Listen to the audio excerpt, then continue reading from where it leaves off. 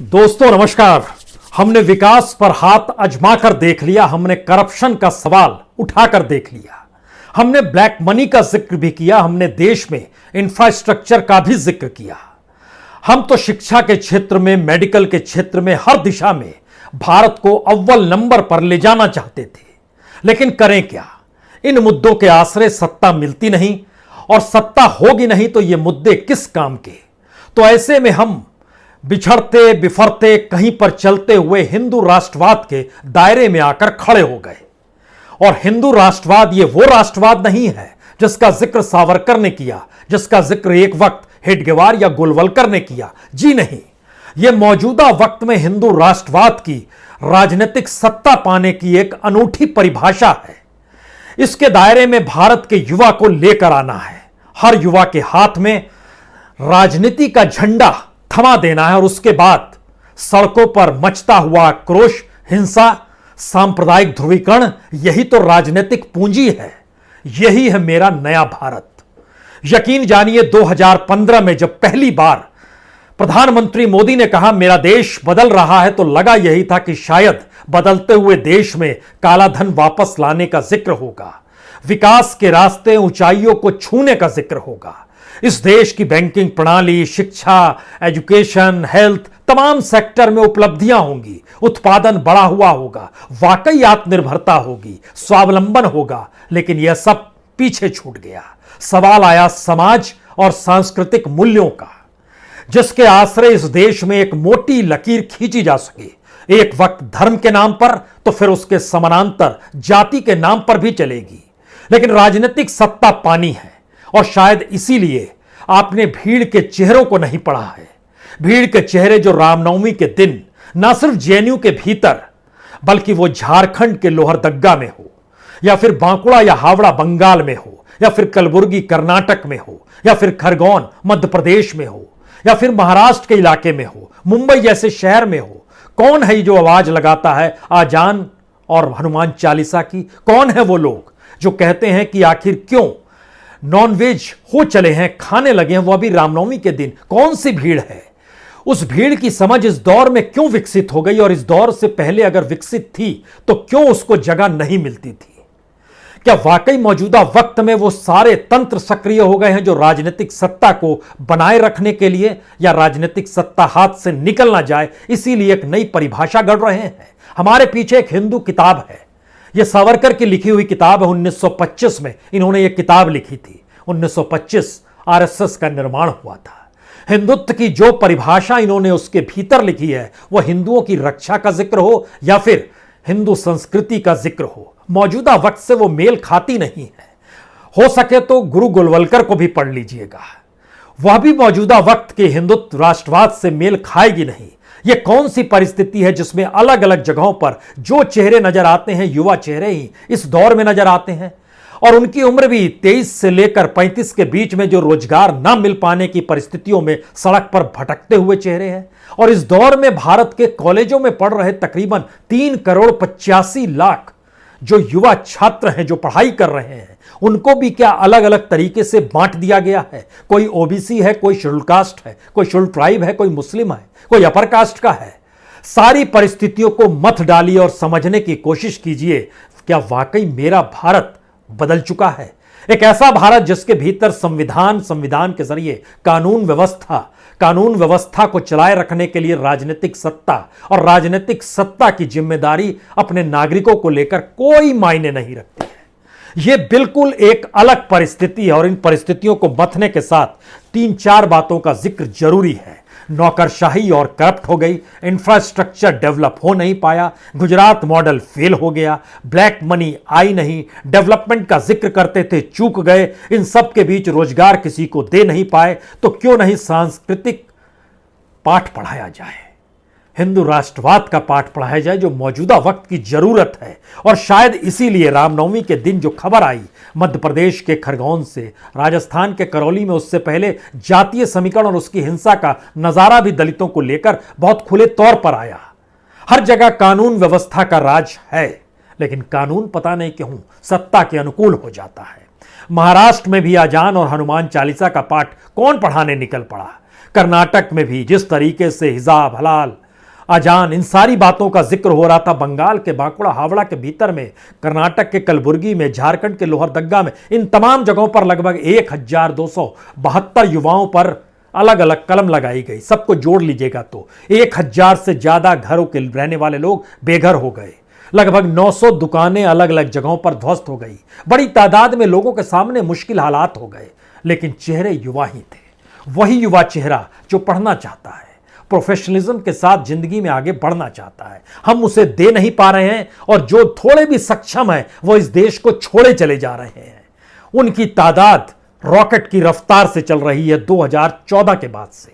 इतनी बड़ी तादाद में भारत छोड़कर पढ़ाई के लिए बाहर जाने वालों की संख्या, और माथे पर एक शिकन तक नहीं। देश के भीतर एक साथ इतना बड़ा तबका जब कॉलेजों से निकलेगा 3,85,00,000 का, उसको कोई रोजगार दे पाने की स्थिति में नहीं, तो उनको कहां शामिल किया जाए? पॉलिटिकल पार्टी है ना, पॉलिटिकल झंडा है ना, और पॉलिटिकल झंडे के साथ वो एक नया हिंदू राष्ट्रवाद भी तो गूंजता है।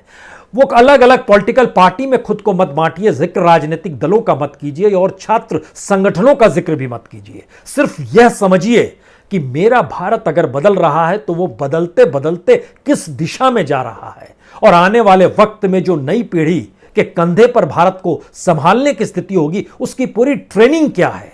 क्योंकि यहां से जाने वाला व्यक्ति पढ़ाई के लिए जो बाहर जाता है, वो जब पढ़ाई कर भी ले तो उसको भारत वो एक आना चाहता है या नहीं चाहता है दूर की बात है। उसके लिए भारत में रोजगार ही नहीं है।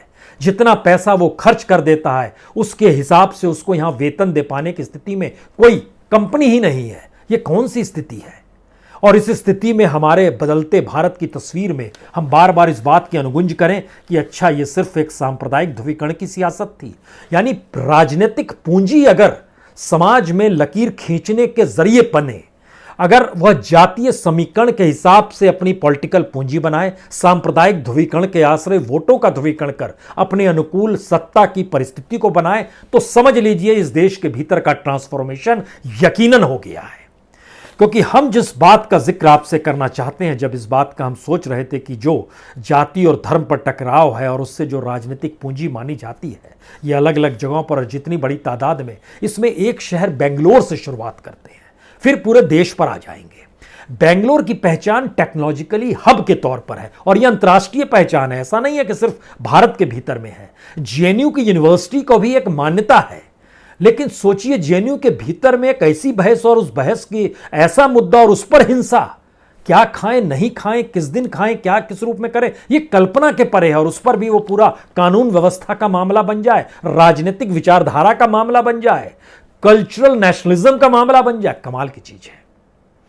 यह एक बदलते हुए भारत की एक ऐसी तस्वीर है जो इससे पहले कभी देखी नहीं गई थी। क्योंकि बेंगलोर के भीतर में तकरीबन हम लोग जिस स्टार्टअप को लेकर परिकल्पना ही करते हैं, और खुद सरकार कहती है हमने इतने स्टार्टअप की जमीन तैयार कर दी, उसमें 13,000 टेक्नोलॉजिकली स्टार्टअप भारत के भीतर में सिर्फ बेंगलोर में चलते हैं। इन्फोटेक एक्सपोर्ट जो होता है वो लगभग 40% यहीं से होता है पूरे भारत का। जो इंफॉर्मेशन और बायोटेक का शहर के तौर पर पहचान है, उसको धार्मिक ध्रुवीकरण में लपेटने की तैयारी है। कोई नहीं जानता है कि किसान तेलंगाना से चलकर दिल्ली पहुंच गया, और किसानों की अगुवाई करने वाले शख्स वहीं के मुख्यमंत्री हैं जो 24 घंटे का अल्टीमेटम सरकार को दे रहे हैं कि गेहूं की खरीद हो, अन्यथा हम 24 घंटे बाद आंदोलन शुरू कर देंगे। कौन सी स्थिति में? कोई जिक्र नहीं है इसका कहीं पर भी। यह एक टकराव की परिस्थिति है, त्रासदी का जिक्र है, या फिर इस बात का एहसास है कि हमारे हाथ में कुछ भी नहीं बच पा रहा है। सब कुछ तो वही है, वही कॉन्स्टिट्यूशन है, वही फेडरल स्ट्रक्चर है, वही लीगल इंस्टीट्यूशंस हैं, वही कॉन्स्टिट्यूशनल इंस्टीट्यूशंस हैं, वही ब्यूरोक्रेसी है, वही सिस्टम है, वही चुनाव के तंत्र हैं। सब कुछ फिर बदल कैसे गया सब कुछ? और बदल रहा है इस तेजी के साथ कि लगता है कहीं भीतर में बहुत आक्रोश था किसी के, और वह अब गुबार बनके इस देश को अपने साथ समेट कर लपेटना चाहता है। क्योंकि जब इन बातों का हम जिक्र आपसे कर रहे हैं तो सोचिए, दिल्ली के मुख्यमंत्री, जो दिल्ली सरकार आम आदमी पार्टी के, उसके मुख्यमंत्री ने तो कोई बयान जेएनयू पर नहीं दिया। जो एजुकेशन मिनिस्टर हैं वो इस वक्त गुजरात में है, वहां का जिक्र कर रहे हैं। जेएनयू में कुछ हुआ, इस पर खामोशी बरती गई। और जिन राज्यों का हमने जिक्र किया, कमोवेश हर का शासन, राजस्थान में कांग्रेस की सरकार है, मध्य प्रदेश में बीजेपी की सरकार है, महाराष्ट्र में मिलीजुली सरकार है, शिवसेना है, एनसीपी है, कांग्रेस है, कर्नाटक में बीजेपी की सरकार है, झारखंड में जेएमएम की सरकार है जिसको कांग्रेस सपोर्ट कर रही है, बंगाल में ममता बनर्जी की सरकार है। अलग अलग पॉलिटिकल पार्टीज के दायरे में अगर खुद को बांधिएगा तो फंस जाइएगा, और उनके जरिए अगर विकल्प खोजिएगा तो भी फंस जाइएगा।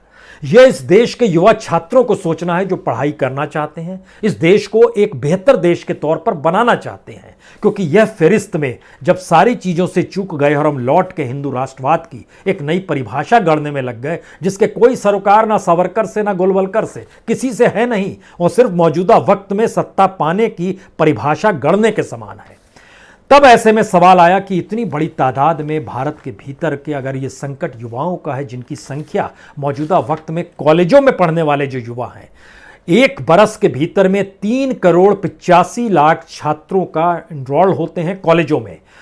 993 यूनिवर्सिटीज में 39,000 कॉलेजेस देश में हैं, और 3,84,00,000 बच्चों का जब हम जिक्र कर रहे हैं, इनको भी आप ओबीसी और एससी में बांट चुके हैं।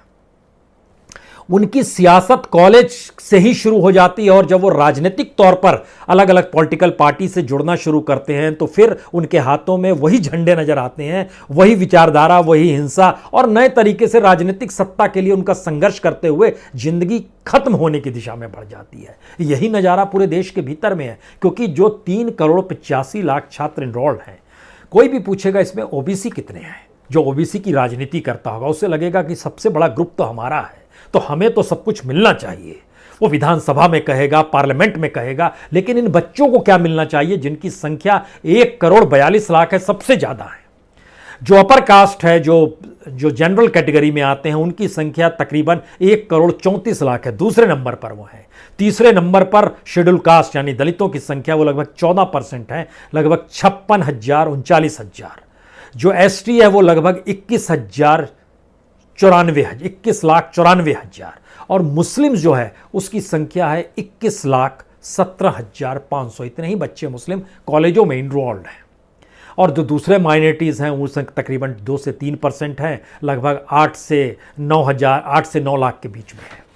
हम इनको अलग अलग बांट के आपको बतलाएं या सबको मिलाकर बताएं? हमें लगता है सबको मिलाना चाहिए। भारत तो एक ही है, और वो छात्र भी तो इस देश का नागरिक है, और आने वाले वक्त में कौन कहाँ पर खपेगा, कैसे खपेगा, कौन सा काम कर रहा होगा, यह उसके एजुकेशन से तय होना चाहिए, या फिर कॉलेज के दिनों से ही या स्कूल से निकलते ही जिस पॉलिटिकल पार्टी के साथ ये खड़ा हो जाए, उसी का झंडा, उसी की विचारधारा, और वो उसी के साथ खड़ा होगा जो नौकरी दिला दे या उसकी ज़िंदगी को सहूलियत के साथ भर दे। तो सहूलियत और नौकरी दिलाने के वादे के साथ राजनीतिक सत्ता में बने रहने के लिए वह सबको इस सियासत में झोंक देगा क्या? मौजूदा वक्त कुछ इस दिशा में जा चुका है, क्योंकि जब इन बातों का जिक्र करते हैं आपके साथ, तो आप सोचिए कि ग्रॉस इनरोलमेंट रेशियो एक होता है, कैटेगरी आती है कि इसके हिसाब से क्वालिटी देखिए। भारत के भीतर में जो कॉलेज और यूनिवर्सिटी की क्वालिटी है वो तकरीबन 27.4 है। भारत के नीचे साउथ अफ्रीका है 22.4, और अमेरिका है 88.2, जर्मनी है 70.3, फ्रांस है 65.6, यूके है 60.6, ब्राज़ील है 51.3, चाइना है 49.1, इंडोनेशिया है 36.4, इंडिया है 27.4।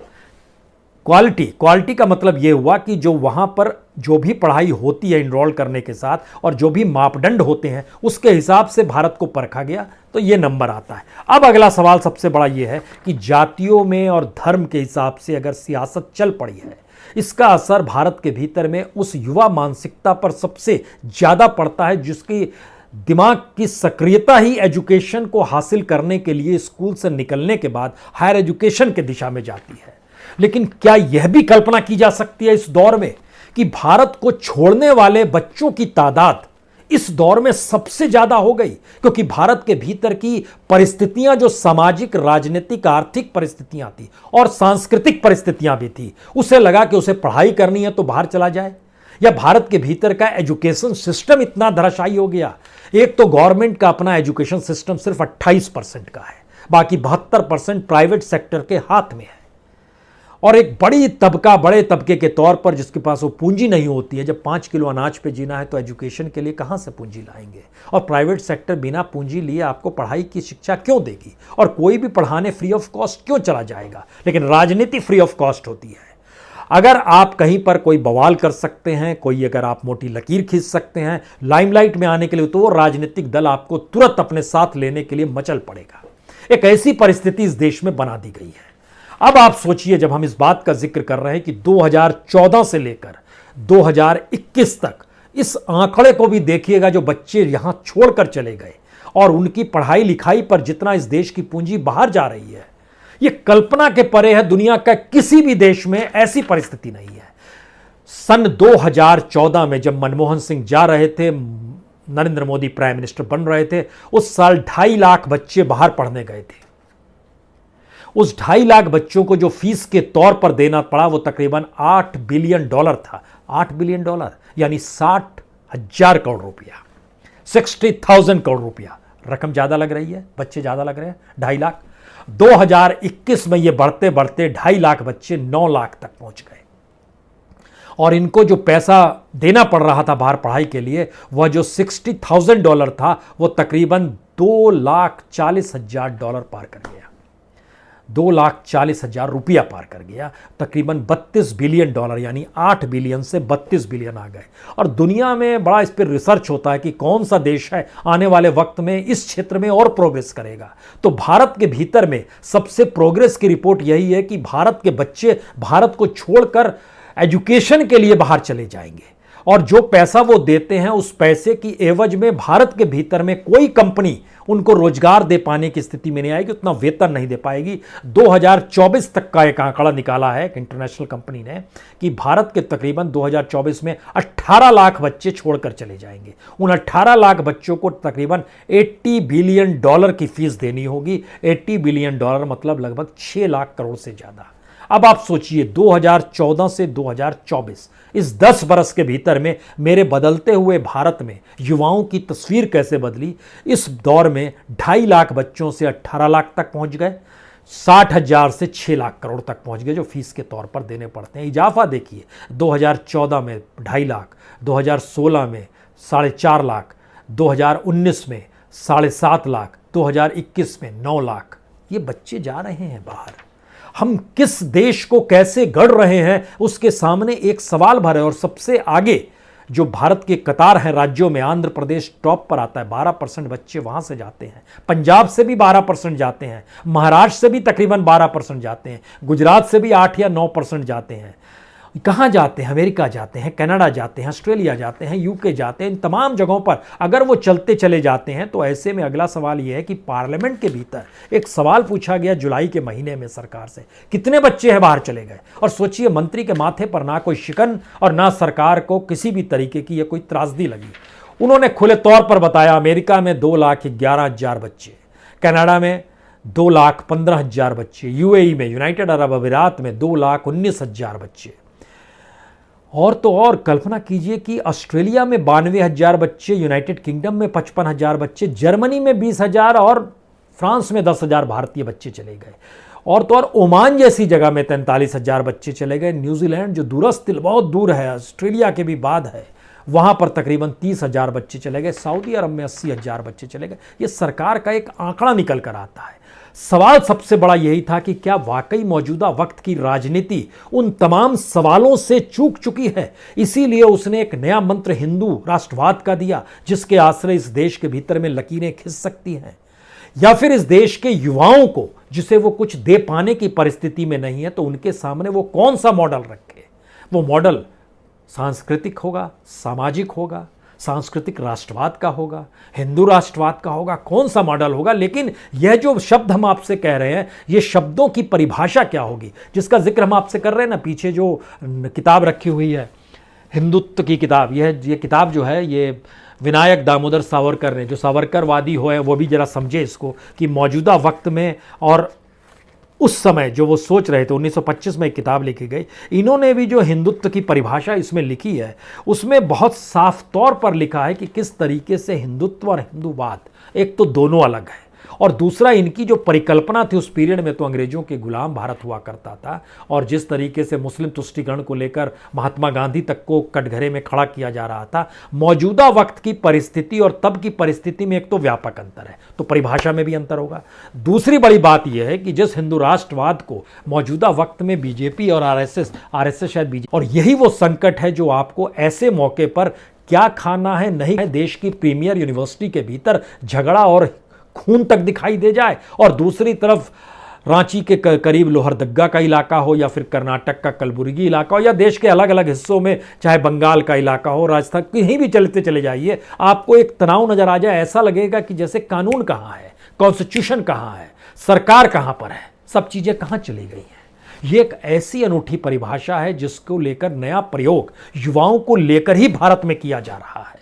और समझना यही होगा कि जब बीजेपी कहती है कि 18 करोड़ उसके सदस्य हैं, सबसे ज़्यादा हैं, इस बीच में कांग्रेस ने भी अपने तौर पर अपना बढ़ाना, पॉलिटिकल पार्टी का नाम इसलिए ले रहे हैं क्योंकि बताना चाहते हैं आपको, जितनी बड़ी तादाद में कार्यकर्ताओं की संख्या बताई जाती है, उसमें जो एक एनालिसिस निकल कर आया, उसमें जानकारी मिली कि जो 18 से 29 साल या 23 से 35 साल, इन दोनों यानी 35 साल तक ले लीजिए, तकरीबन 12 करोड़ युवा इस देश का पॉलिटिकल पार्टी से जुड़ा हुआ है, जिसको रोजगार चाहिए था, वही उन पॉलिटिकल पार्टी से जुड़ रहा है, और वही आपको सड़क पर उस भीड़ का हिस्सा है, जिस भीड़ के आश्रय उसे पता नहीं है कौन सी दिशा में किधर जा रहे हैं, लेकिन तत्काल में वो उस भीड़ का हिस्सा है जो भीड़ भारत को बदलने पर आतुर है और बदलने की परिस्थितियों में लाकर खड़ा कर रही है।